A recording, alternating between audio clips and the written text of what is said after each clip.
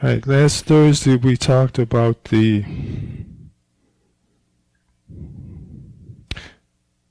three sections of training and the importance of getting focused. And of course we can continually look to the external milieu, the world, the reality, and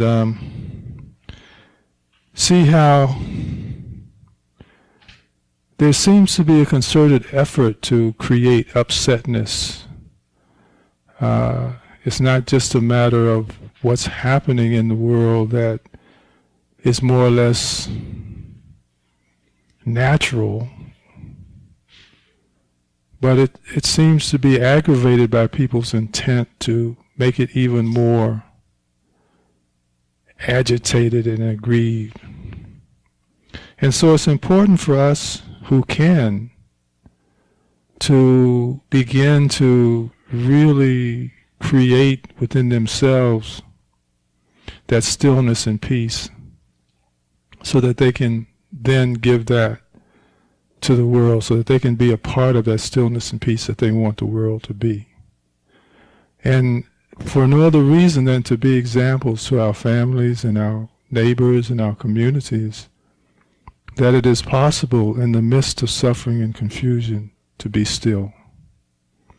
And this will encourage others to begin to go deeper in their own practice, whatever that might be. All of the practices work, all of the wisdom paths work. It's just that there are not enough people practicing them. So it is my focus today to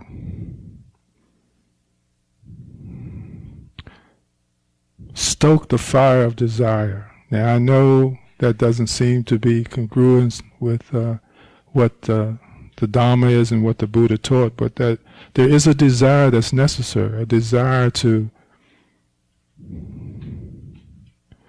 convert the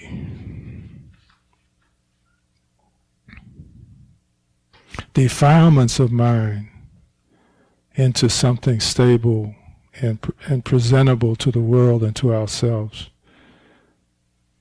Does anyone other than you know what either the 5 precepts are, or how many different groupings are there? Do you know? Okay. Of the precepts or the guiding principles. Okay. So for instance, we're talking about virtue now, but if you don't know what even the first 5 are, then how can you employ them to guide you, to govern you? Right? So again, 5 precepts. Anyone?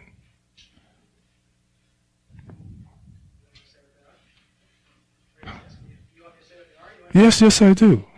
I want you to share with us.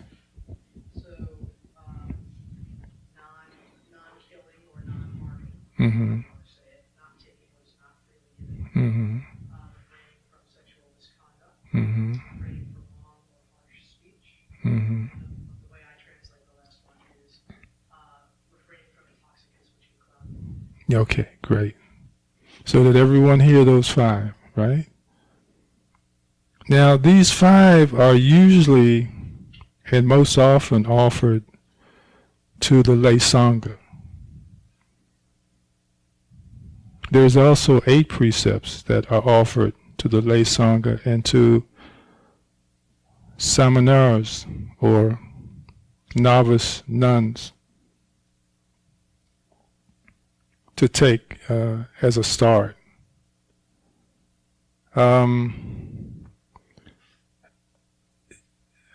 I'm not going to talk about the 8 other than the fact that they include, or the 8 includes celibacy, and that's why I'm not going to talk about the 8.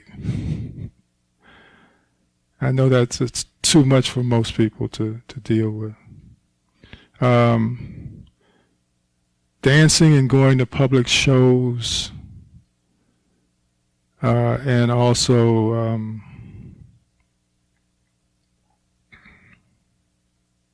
wearing jewelry and adornments. So that's the 8 precepts. And then, of course, there are the 10 guidelines, which we speak on every time we open our session. And so the first thing I'd just like to do is for everyone just to take a moment to reflect on which of those they feel they can be guided by and to walk in. Because you got to make a decision. The first thing is to make a decision about what it is that you know or you want to use as a moral or virtuous guideline for yourself. It's important to, in my opinion, it's important to make that decision to examine and say, well, which of these can I truly live by?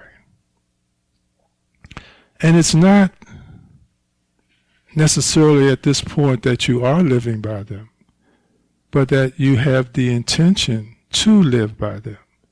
Because then it'll put it on your mind, and when you find yourself getting angry or when you find yourself using harsh speech, the fact that you have committed to not doing that will be a mindful expression of which road you want to take. It'll cause you to halt for a moment and ask yourself, do I really want to do this? Now, I think that,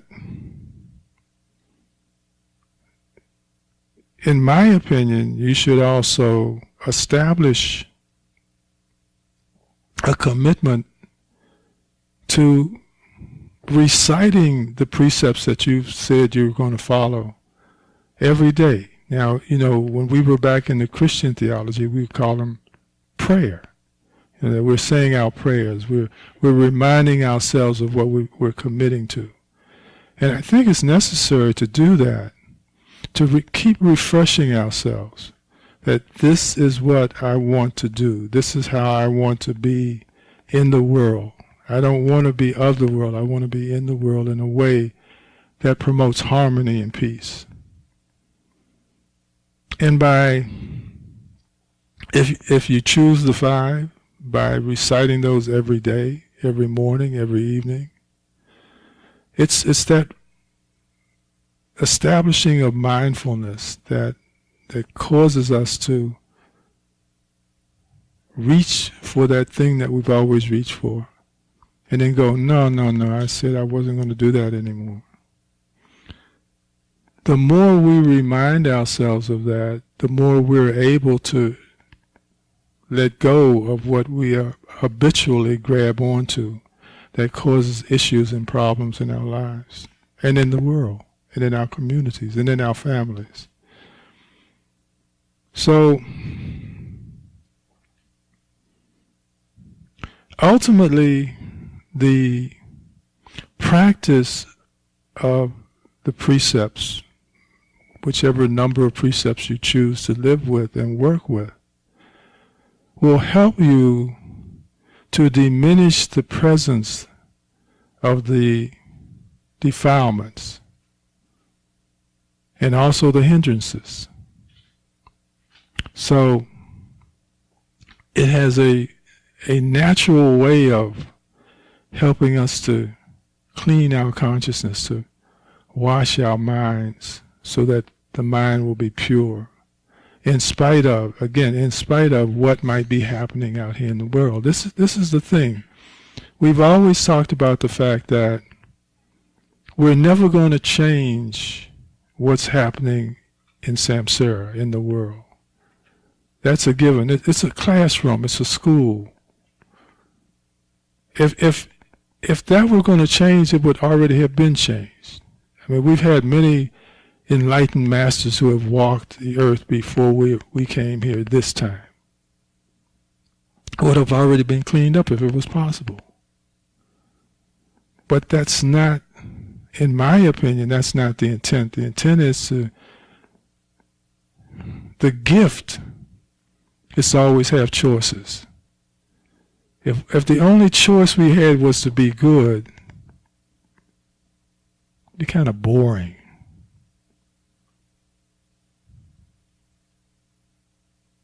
So you have choices. You can be good, you can be bad, you can be nothing.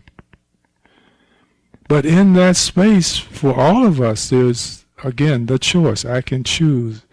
Do I want to do this or do I want to do that? Do I want to be this kind of person? Do I want to be that kind of person? We would not know which kind of person we'd want to be without examples of their karma, you know. If we had to touch the stove every time we wanted to find out what was hot, no, that wouldn't work. But in looking to others and seeing them bump their heads up against the stone wall and saying, well, I don't think I have to do that. And we can learn something, or we do learn something from the behaviors of others. So, and it's not, it's no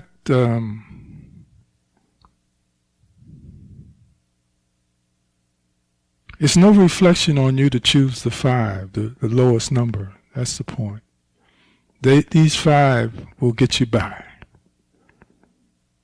They will get you by and they will bring you peace. And they will also, well, for lots of people, what will happen is, and what has happened, is that they choose the 5. They argue with the 5th one, though. They reluctantly embrace the 5th one, which is dealing with intoxicants that cloud the mind. Because the question always is, well, what harm does, one drink, one cocktail, one glass of wine do? I don't know, it depends upon the person. Some people can drink 10 glasses without any apparent problem, and some people can drink 1 glass and really get stupid. So again, it depends upon the person. But we in the West have a lot of trouble with that 5th one. But as it was expressed by Sadhama, the 5th one says, after you've worked really hard at doing the other 4, why do something that causes you to loosen your grip on your own discipline? You work really hard at that. You're getting good at that, and then you take a drink that causes you to lose your mind all over again. So that's the reason why. Of course, we're not even going to talk about the 227 precepts, or the 318, 311. I haven't figured that one out, why you guys got that deal. Yeah, I know, but it's still seemingly kind of unbalanced.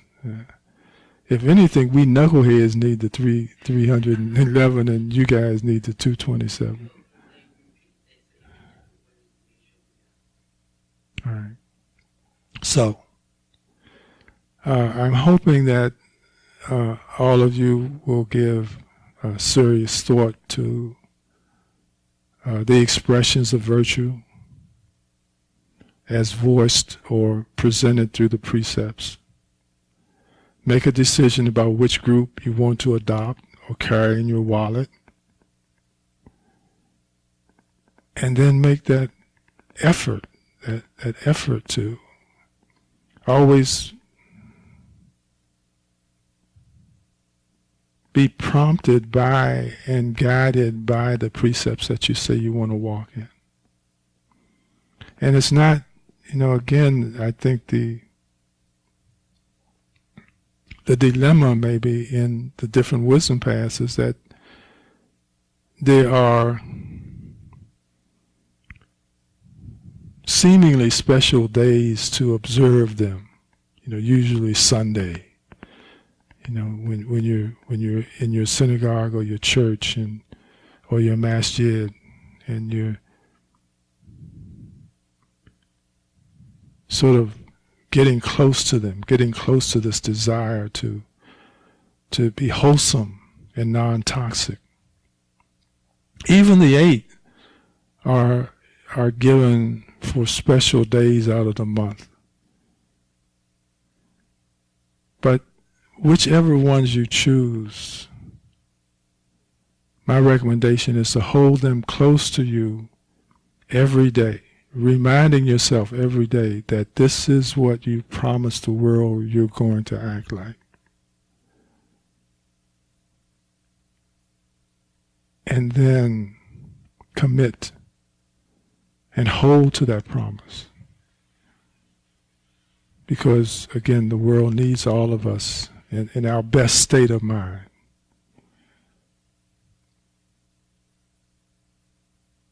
Are there any questions about the precepts? And are there any questions about which ones, if any, that you want to embrace? All of this tells us something about ourselves.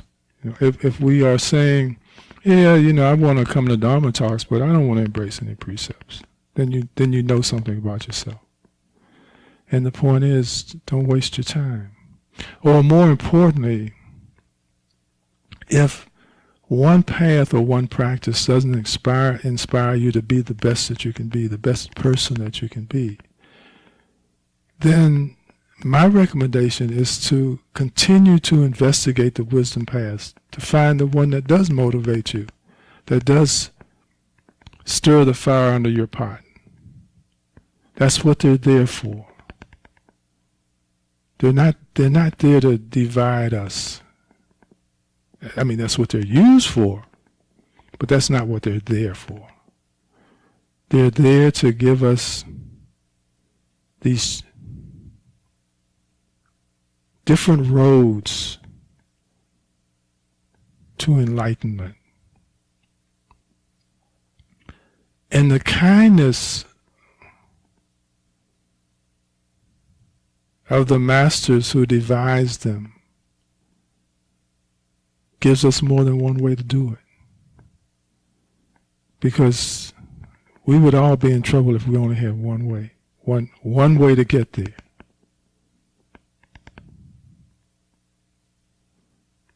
Yes, Michelle. Are all of the precepts to not do? Yeah, because we don't have any problem with doing. It's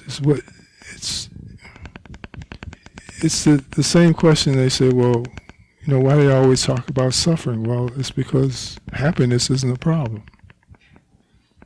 It's suffering that's the problem. So it's the things that we shouldn't do is the problem, not the things that we can do. Now, of course, you can certainly change the wording. So, I will protect human life, all sentient beings, in all of the days that I have left on the earth. Thou should not kill. Same thing, different wording, right? So if it motivates you more freely or more deeply to stay on the positive side of the expression, I won't touch, I won't take anything that doesn't belong to me. That works. So, good question. I'm discovering that the thing that gives me the least amount of peace is my impatience. Okay. And that's the one thing that I need to work on. And it's impatience with just what you said at the very beginning, how our world has changed. And you find yourself putting up with things that you never had to put up with before. And I don't have the patience to be as kind as I would like to be in dealing with what's going on. Small ways, trying to get something fixed instead of spending a minute and a half on the phone, you're spending 45 minutes. That kind of impatience makes me not peaceful. And that's the kind of stuff that, I don't even know where that fits in. Well, it fits in because, or it fits in this way, that what we find irritates us, aggravates us, causes us to be angry, causes us to be fearful. That's the thing that it's not about the outside thing, it's about the inside thing. It's about us, it's not about it. And so when I find myself being irritated or angry at you, then I realize that, whoa, this is where I've got to practice because I don't want to be angry at Phyllis.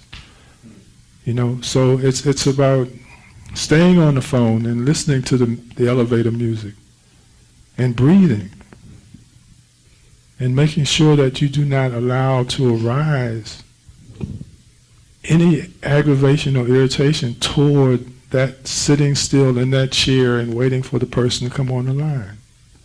It drives me crazy when they say, "Thank you for being so patient." And I'm saying, "But I'm not patient." Yeah, I know. And, and then another 5 minutes goes by and, "Thanks for your patience." And, we'll be with you as soon as we can. I make a joke out of it, but it just... No, it's for you and it's for us, whatever the aggravation is, whatever the item is that I trip over, that's for me to know that that's the one I've got to work on. The reason it happens to you so often is because you need to work on it. And it's for you to outfox it by becoming okay with it. What else would you rather do than get your thing fixed? Okay? That's what you're there to do. You're there to get it fixed. Now, however long it takes to do that, that's how long it takes to do that. That's the way it is. That's the way of the moment. And again, remember that the reason we suffer is not because we're sitting on the phone listening to the prompts. The reason we suffer is because we don't want to sit on the phone listening to the prompts. When I just realize that this is what I got to do, what else do I have to do today? It's very fortunate.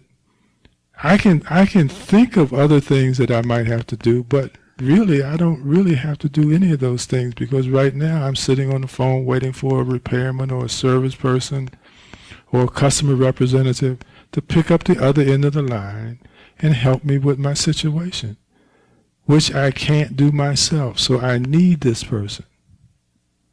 I can't get impatient with the person that I need, or I shouldn't, because they're really going to help me with something that I obviously can't do myself. Now, what irritates us more than anything else is when they say, "Is it plugged in?" Oh my goodness. Yeah. Well, I think I'm getting a little better because today I said, I really feel sorry for these people in other countries that are trying to make sense of, to understand what they need to do. So I kind of cut this person a little slack because she was really trying to figure this out. And I said, something, this is really hard for her. So that's like a little bit of a break. Great, so I don't, great.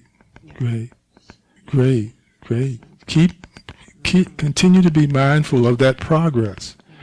And just as you cut some slack for the person on the other end of the phone, wherever they might be in the world, trying to understand how you speak, trying to understand what your problem is, cut yourself a little slack too. remind yourself that I'm getting better at this, which means I'm getting more skillful because I'm getting more practice. And every time you pick up the phone to dial them, say, I hope it takes a lot of time. I want to get better at this. Okay. All right? Thanks. Yeah. Okay. Pannadipa? I think there's another way we can also approach it. Pannadipa has a way of being able to talk about this in a very humorous and relaxing way, because he's chosen not to sign on for a lot of things. But when you have signed on for it, and then you have to keep your commitments, you're in real time, not just thinking about good ways to be. And I think about the Buddha when he was in severe pain, and people had come to hear him talk, and he wanted to support their effort at being better, being more. But sometimes it was too much for him, and he turned to Ananda and said, "Here, give him a Dhamma talk while I lay down and rest my back," or something like that.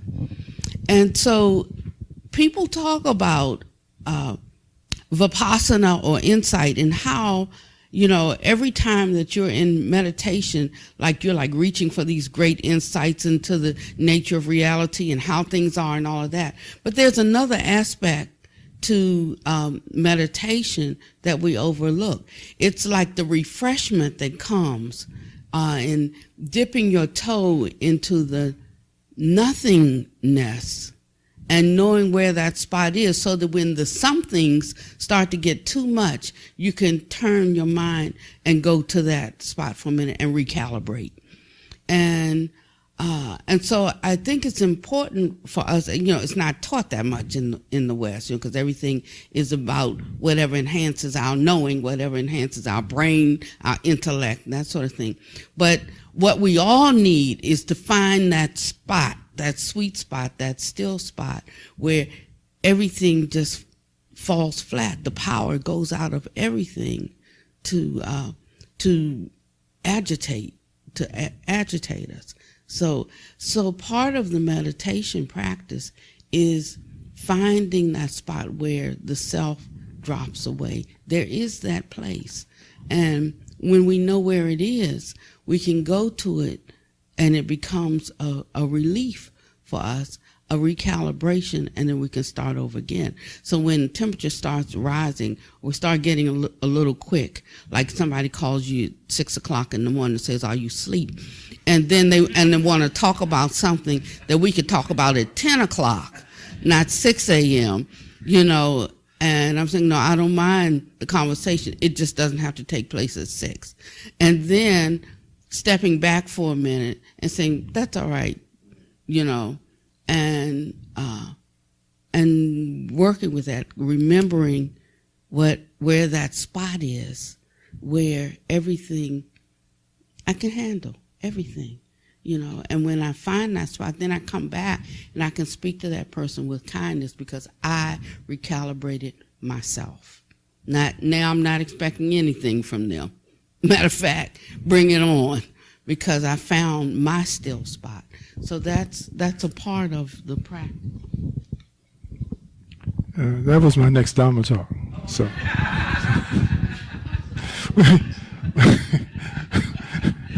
we were just talking about virtue. And how to keep the humor in the moment when you don't have that deep background yet. So next Thursday, you guys don't have to come. Yes, Bobby.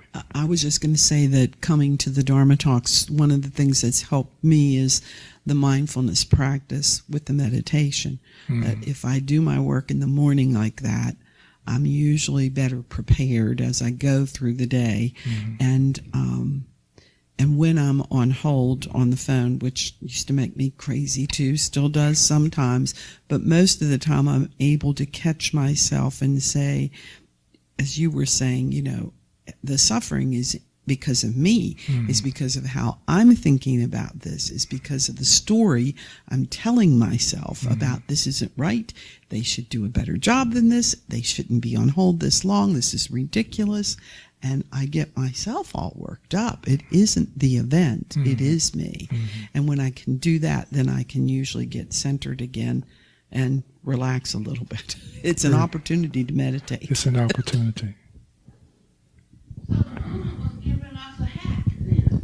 You know, we don't have to rationalize and fix it if we just went straight to the, as soon as I got put on hold, as soon as I got put on hold, I went to that sweet spot, that space that meditation takes us to. Then I wouldn't have to come back and try to work with the agitation of my mind.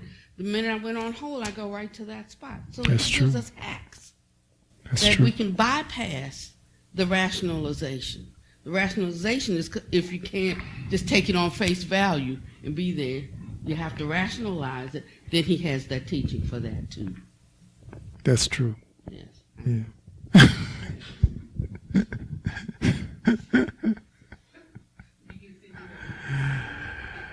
If you don't have a good time, what's the point?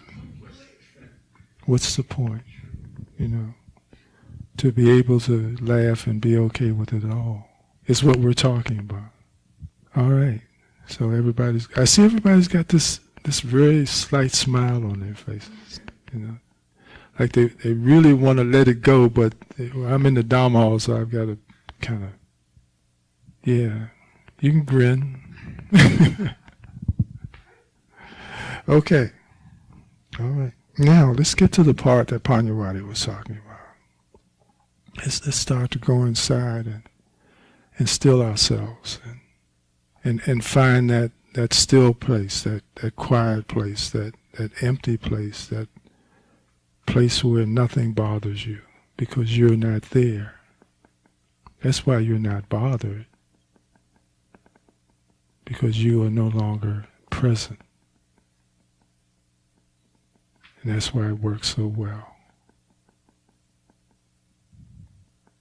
As long as there's still a me, I'm going to be bothered by you every once in a while. Even when I can work through it, the me, the ego, is going to be bothered because this is just insane. I shouldn't have to do this. I've got more important things to do. All of the conversations that self has with self. But as Pannadipa was explaining, there is a place inside where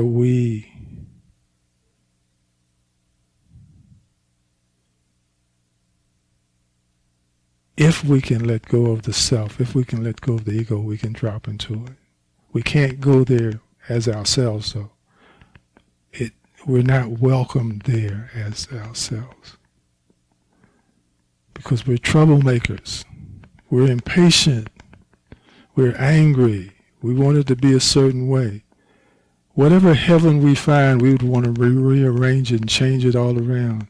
Move the harp over here and move the angels to the other side.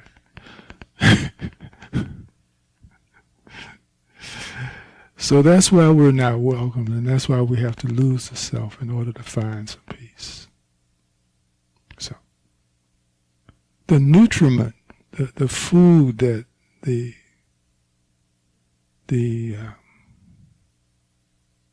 staple that helps us to reduce the desire to be toxic, that develops and nurtures the ability to have the energy to resist wrongdoing, the mindfulness that will then be conducive to good meditation or good concentration, is the four Brahma Viharas: loving kindness, compassion, altruism, and the equanimity. So it's important that we also work the exercises for those four because they will strengthen. They will strengthen us. They will diminish the defilements within us and cause us to get quicker and become more stable at the game of peace. So, in addition to developing your ability to become still and concentrated, you also want to remember sometime during the day to work with one of the Brahmaviharas. And the one that you should work on is the one that you find addresses the issue that you encounter most often in your life. Impatience. Well, you know,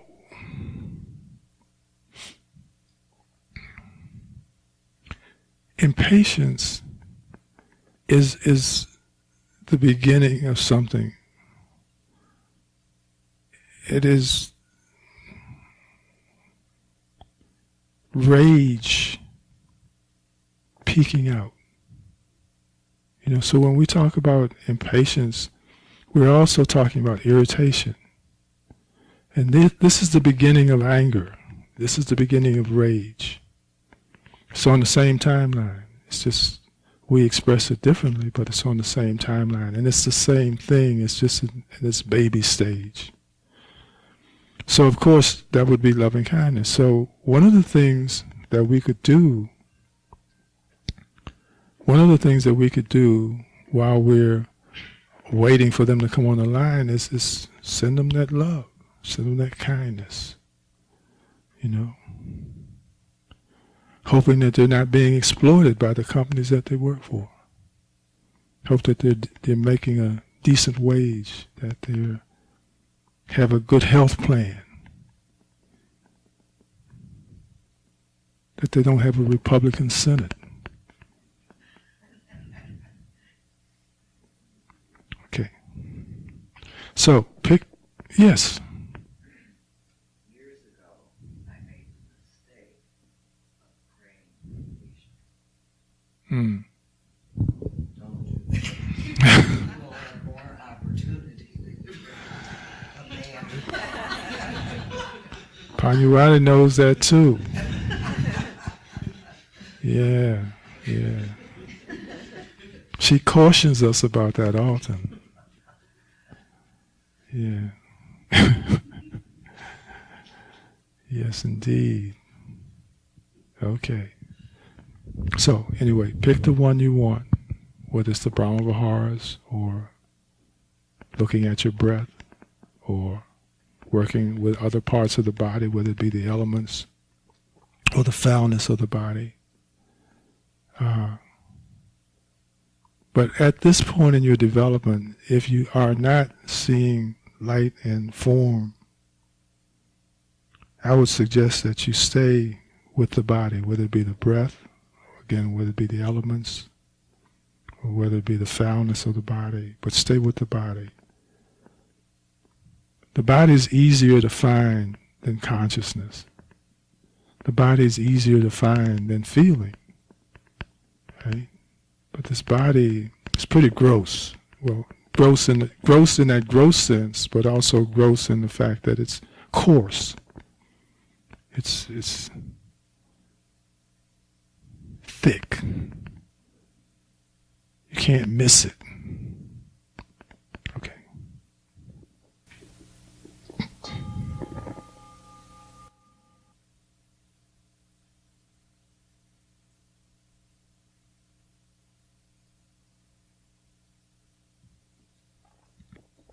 In the path of purification, the Visuddhimagga, there's a section that talks about obstructions to concentration. And as Pannadipa indicated, it's all about busyness, whether it's you being busy or whether it's you being in a place that's busy. These are places and situations that it's very difficult to be still in the midst of. So be careful with that. And thank you all. May all beings be liberated from suffering. May we be well. May we be happy. May we be peaceful. Thank you so much for coming.